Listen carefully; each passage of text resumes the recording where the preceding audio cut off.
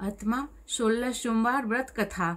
एक साहूकार बहुत ही धनवान था। उसके धन आदि के किसी प्रकार का कोई कमी नहीं था, परंतु पुत्र न होने के कारण अत्यंत दुखी था। वह इसी चिंता में रात दिन रहता था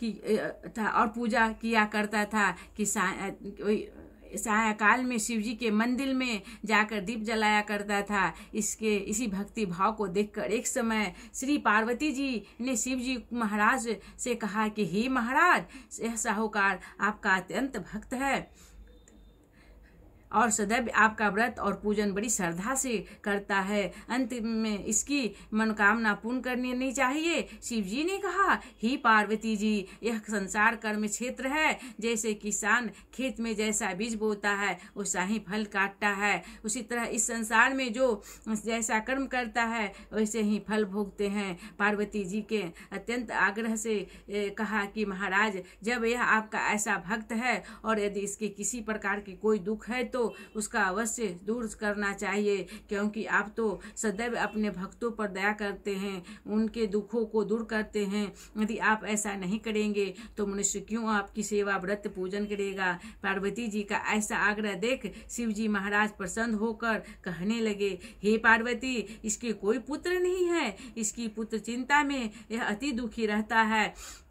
इसके भाग में पुत्र न होने पर भी इसका पुत्र की प्राप्ति का वर देता हूँ, परंतु वह केवल 12 वर्ष ही जीवित रहेगा। इसके पश्चात वह मृत्यु लोक को प्राप्त हो जाएगा। इसके अति अधिक मैं और कुछ नहीं इसके लिए कर सकता। यह कहकर कुछ इसके लिए नहीं कर सकता। यह सब बात साहूकार सुन रहा था। इससे उनका कोई भी प्रसन्नता नहीं हुई, दुख हुआ और प्रसन्नता हुई और न दुख हुआ। वह पूर्ण व्रत वैसे ही शिव जी महाराज का 16 सोमवार का व्रत पूजन करता रहा। कुछ काल व्यतीत होने पर साहूकार की स्त्री गर्भवती हुई और 10वें महीने उनके गर्भ में अति सुंदर पुत्र प्राप्त हुआ। साहूकार के घर में बहुत खुशी मनाई गई, परंतु साहूकार ने उसकी को केवल 12 वर्ष की आयु जानकर कोई अधिक प्रसन्नता प्रकट नहीं की और न किसी को भेद बताया। जब वह 11 साल का हो गया तब बालक की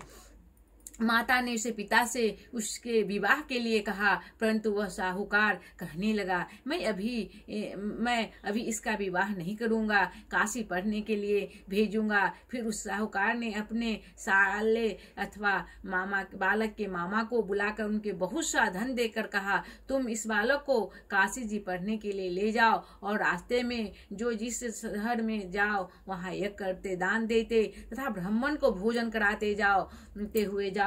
इस प्रकार वह दोनों मामा भांजा ने जब जगह यज्ञ करते हुए ब्राह्मणों को भोजन कराते जा रहे थे, रास्ते में उनका एक शहर पड़ा। उस शहर में राजा को कन्या का विवाह था और दूसरी रानी का लड़का जो विवाह के लिए बारात लेकर आया था वह आंख का काना था। लड़के के पिता को इस बात को बड़ी चिंता था कि वह देखकर कन्या का माता पिता विवाह में किसी प्रकार अड़चन न पैदा करे दे।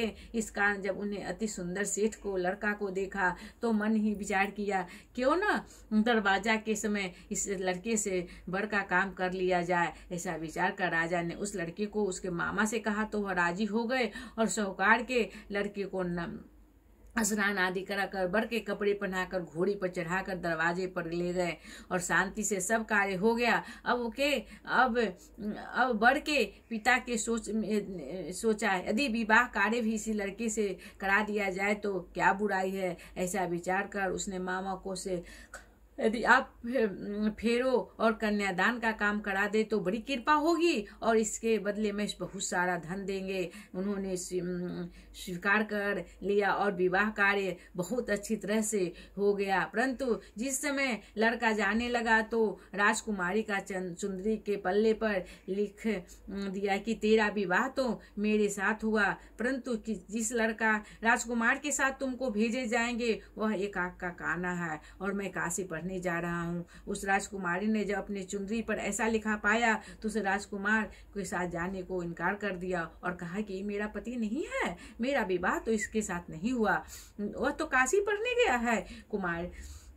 के माता पिता ने अपने कन्या को विदा नहीं किया। बारात वापस चली गई। उधर सेठ का लड़का और उसका मामा काशी पहुंच गए। वहां जाकर उन्होंने यह कराना और लड़के को पढ़ाना शुरू कर दिया। जब लड़के की आयु 12 साल हो गई तब एक दिन उन्हें यज्ञ रचा रखा था कि उसी समय लड़के ने अपने मामा से कहा, मामा जी आज मेरी तबीयत कुछ ठीक नहीं लग रहा। मामा ने कहा, अंदर जाकर सो जा। लड़का ने अंदर जाकर सो गया और थोड़ी देर में उनका प्राण निकल गया। जब मामा ने आकर देखा कि वह मुर्दा पड़ा है तो उसका बड़ा दुख हुआ और उसने सोचा कि मैं अभी रोना पीटना मचा दूंगा तो यज्ञ का कार्य अधूरा रह जाएगा। तो उसे जल्दी से यज्ञ का कार्य पूरा समाप्त कर ब्राह्मणों को घर जाने को पश्चात रोना पीटना आरंभ कर दिया। संयोग बस उसी समय शिव जी महाराज और पार्वती जी उधर से जा रहे थे। जब उन्होंने जोर जोर से रोने पीटने की आवाज सुनाई दी तो पार्वती जी ने आग्रह करके उसके पास ले गए और सुंदर लड़के को मरा देखकर उसने कहने लगे कि महाराज यह तो उसी सेठ का लड़का है जो आपका वरदान से हुआ था। शिव जी ने कहा कि पार्वती जी इनकी आयु इतनी ही है थी जो भोग चुका। पार्वती जी ने कहा कि महाराज कृपा करके बालक को और आयु दे दो, नहीं तो इसका माता पिता तड़प तड़प कर मर जाएगा। पार्वती जी के इस प्रकार बार बार आग्रह करने से शिव जी ने उसका वरदान दिया और शिव जी महाराज की कृपा से लड़का जीवित हो गया। शिव जी पार्वती जी का लाश चले गए। तब लड़का और उनका मामा इसी प्रकार यज्ञ करते हुए अपने घर को तरफ चल पड़े और रास्ते में से शहर में आए जहाँ पर उन लड़के का विवाह हुआ था। वहाँ आकर जब उन्हें यज्ञ आरंभ कर दिया तो उस लड़के के ससुर ने उनका पहचान लिया और अपने महल में लाकर उनकी बड़ी खातिर के साथ ही बहुत सारा धन और दासियों के सहित बड़े आदर के और सत्कार से के साथ अपनी लड़की को जमाई को विदाई किया। जब वह अपने शहर को निकल आए तो उनके मामा ने कहा, पहले मैं तुम्हारे घर जाकर खबर करा आता हूँ। उसी समय उनके माता पिता घर के छत पर बैठे हुए और उन्होंने यह प्रण कर रखा था कि यदि हमारा पुत्र सकुशल घर आएगा तो राजी खुशी नीचे आ जाएंगे, नहीं तो छत से गिरकर अपने प्राण त्याग देंगे। इतने में उनकी लड़की की मामा ने आकर यह सारा समाचार दिया, आपका पुत्र आ गया। परंतु उनके विश्वास न आया।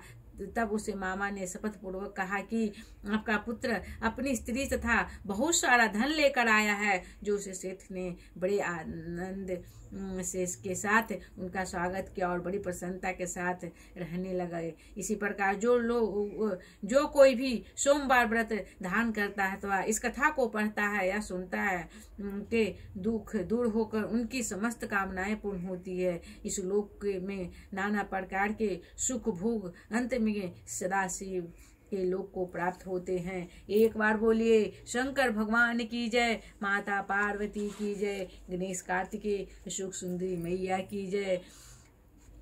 राधे राधे कृष्ण हरे कृष्ण गोविंद हरे मुरारी, हे नाथ नारायण वासुदेव, हरे कृष्ण गोविंद हरे मुरारी, हे नाथ नारायण वासुदेव। श्री शिवाय नमस्तुभ्यं। श्री